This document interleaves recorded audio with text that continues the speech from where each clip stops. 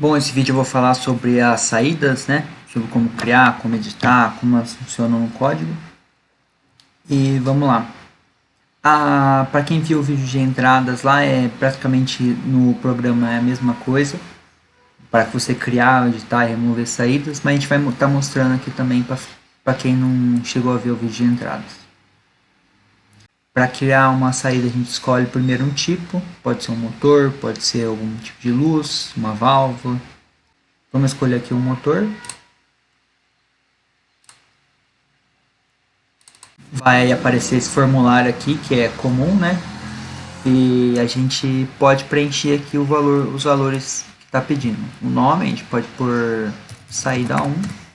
O pino, tanto faz o pino, tem que ver lá dependendo como você está usando. E se é digital, se for digital não tem mais nada a preencher. E se é analógico, são os valores mínimos e máximos.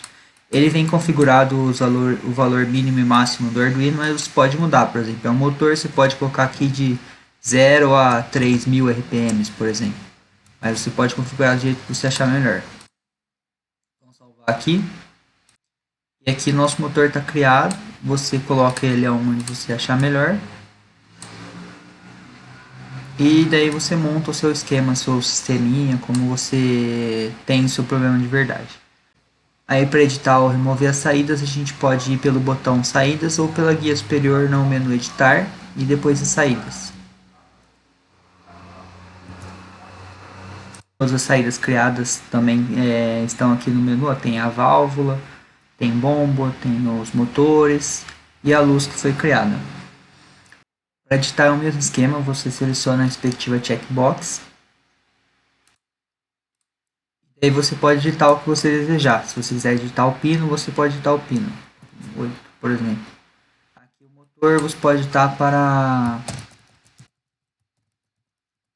motor ventoinha. E a saída você pode editar, por exemplo, para analógica, se você quiser. Vamos salvar. Todas elas são editadas. Também pode editar os valores mínimos e máximos. E para deletar, a gente pode escolher aqui as saídas que a gente quer deletar e clicar no botão deletar. É bem simples, bem intuitivo, né? E a gente agora pode ir para a parte do código. Bom, preenchimento das saídas nos estados, a gente pode ver aqui, ó. Vamos abrir o estados. A gente pode selecionar um dos estados, já criei alguns para dar alguns exemplos. Ó, no estado 0, a gente está vendo que tudo é inicializado como falso e as variáveis analógicas começam como 0.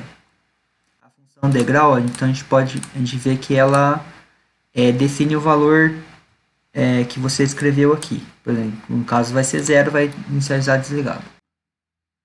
Agora no estado 1, ó, a gente vê que a bomba 1 vai manter o valor dela. E a luz agora vai para aceso. E a ventoinha vai manter o valor anterior. Ou seja, se no estado anterior ela estava com 0, ela vai manter como 0. E já a válvula vai para o degrau de 30, ou seja, se for uma válvula, como ela é teoricamente uma válvula proporcional aqui, ela abre 30% dela. No estado 2, mudou aqui o valor da bomba para verdadeiro, a luz apagou, o motor da ventoinha agora vai para 2500 RPM e a válvula vai entrar no PID.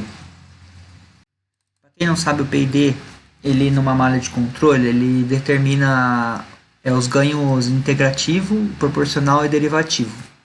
O P de proporcional, o I de integral e o D de derivativo. Ele consegue fazer com que a resposta do sistema seja melhor. Se a gente ver aqui na imagem, ó, a gente precisa de um set point, ou seja, do valor alvo que a gente deseja, de uma leitura de um sensor, e daí isso vai passar para um PID, que é a soma de um ganho proporcional, um ganho integral e um ganho derivativo. A gente precisa preencher, a gente precisa de uma entrada, de um set point e dos 3 ganhos. Por isso que aqui a gente coloca, como a gente vai ver aqui, ó, nas dicas, a gente vê que o preenchimento dele ele precisa ser primeiro o sensor, de entrada, ou seja, a gente coloca o sensor, depois o set point, que nesse caso é 80% da válvula, depois o ganho KP, o ganho proporcional, o ganho KI, que é o ganho integral, e o ganho KD, que é o ganho derivativo. Aqui a gente pode continuar e vamos para a próxima parte. Vamos começar no código aqui, ó, falando sobre aqueles primeiros métodos de setar. Para as variáveis digitais não tem muito segredo. É o verdadeiro, falso, uma equação booleana e tudo mais. Já para as variáveis analógicas, a gente tem aqui, ó, no primeiro estado do estado zero. No estado zero a gente vai ter aqui que ele vai inicializar tudo desligado, ou seja, o motor e a válvula vão estar em zero, que é a função degrau lá do nosso preenchimento. Já no estado 1, a gente vai ter que, como a gente preencheu o motor com manter valor, ele não vai ter nenhuma mudança aqui, ele vai continuar do jeito que ele estava. E a válvula, como o degrau foi para 30%, a gente vai modificar o valor dela para 30%. No estado 2, a gente teve um motor com degrau de 2.500 e a válvula com PID, que eu vou explicar daqui a pouco. Aqui a gente tem depois, no final de tudo, o preenchimento das variáveis, ou seja, as variáveis digitais são completadas com digital write e as variáveis analógicas com analog write.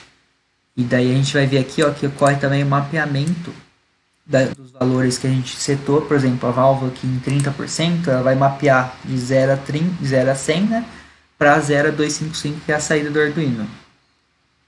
O motor já, por exemplo, nesse caso foi 2.500, ele vai mapear de 0 a 4.000, onde o 2.500 está, nessa faixa, e depois ele passa para 0 a 255 proporcionalmente. Sobre o PID, ele é essa classe aqui é uma classe tradicional de PID. Provavelmente, se procurar na internet, você vai achar alguma coisa parecida. E bom, ela inicializa aqui com as variáveis que são necessárias, né? Depois o construtor, a gente vai necessitar um KP, um KI e um KD, que são os ganhos, o proporcional, o integral e o derivativo. O valor mínimo da saída e o valor máximo da saída. Ele inicializa esses valores. Depois a gente tem o método de definir os ganhos. Esse método ele é importante para caso você usar diferentes parâmetros, né, diferentes ganhos em diferentes estados. Por exemplo, no estado você usa 120 para KP 10 e 2, e no outro você vai usar tipo 100 para o KP e 15 e 1. Então você tem aí várias diferentes possibilidades para o ganho. Aqui para a função de nova leitura, ele vai atualizar a leitura, o leitor, ele vai atualizar o sensor que você está usando. Se você acabar usando sensores diferentes em estados diferentes, você define por essa set nova leitura aí. E depois a gente tem a definição do set point, que é o valor que a gente deseja alcançar. Todos esses métodos eles acabam rodando antes do cálculo do PID, que tem aqui embaixo. Ó. A função de calcular o PID ela leva um tempo, que é o tempo que vai correr cada ciclo do PID. Ela está dentro do tempo de varredura, né? Esse tempo PID, porque como é um PID digital, ele leva ele precisa de um determinado tempo para ocorrer a discretização dele. A gente vai definir aqui o intervalo em segundos, ou seja, o tempo PID, como ele está em milissegundos, ele divide por 1000 para a gente ter o valor em segundos. E depois a gente vai ter aqui o erro, que é a parte proporcional, a integral desse erro, a gente soma com o erro anterior. E é importante a gente ter também a limitação dessa integral. A gente vai, se ocorrer a passagem pelo valor do set point, a gente zera o valor dela, e se para ela não chegar ao máximo, para ela obter uma saturação e não disparar para valores infinitos, a gente limita o valor mínimo e máximo dela. Depois a gente tem a parte derivativa, que é justamente a derivada discreta desse erro, e depois a parte da soma de todos os valores. A gente vai ter aqui a soma da parte proporcional, da parte integrativa e da parte derivativa, que é o valor da saída. É bom a gente também lembrar que a gente tem os limitadores da saída, né? Que é o máximo, que é a saída máxima, o valor máximo que ela pode ter, e o valor mínimo que ela pode ter. E depois o erro anterior passa a ser o valor do erro. E ele vai, essa função retorna o valor, a saída total que a gente obteve do P&D. Se a gente entrar aqui no estado, ó, a gente vai ver que ele definiu os ganhos, como a gente definiu lá. Depois ele definiu qual que é a leitura do sensor, que vai, no caso vai ser a variável sensor. Daí a gente definiu o set point como 80. E depois a gente calculou o P&D para o valor da válvula. E no final ele atualizou o valor da válvula com o valor calculado do P&D. É bom lembrar nesse caso aqui o tempo de varredura é de 100 milissegundos, como a gente vê aqui em cima. E daí ele passa o tempo do P&D aqui, ó, como tempo de varredura. Mas você pode acabar usando essa função separadamente, essa classe, para outros projetos seus separadamente, sem ser, por exemplo, máquina de estados. Bom, acredito que para a parte de saídas é justamente isso. Não tem muito mais o que falar, é mais o preenchimento das variáveis. Como a gente viu lá, principalmente do P&D, que ele pode ocorrer alguma confusão, algum erro na hora de preencher. Então é bom sempre estar atento a isso. Provavelmente vão ter alguns novos métodos, como a gente viu lá, como dá para ver nas dicas na hora de preencher os valores das variáveis. E é bom, por hoje é isso daí. Muito obrigado a todo mundo que está acompanhando os vídeos aí, vendo os tutoriais e ajudando com os testes do programa.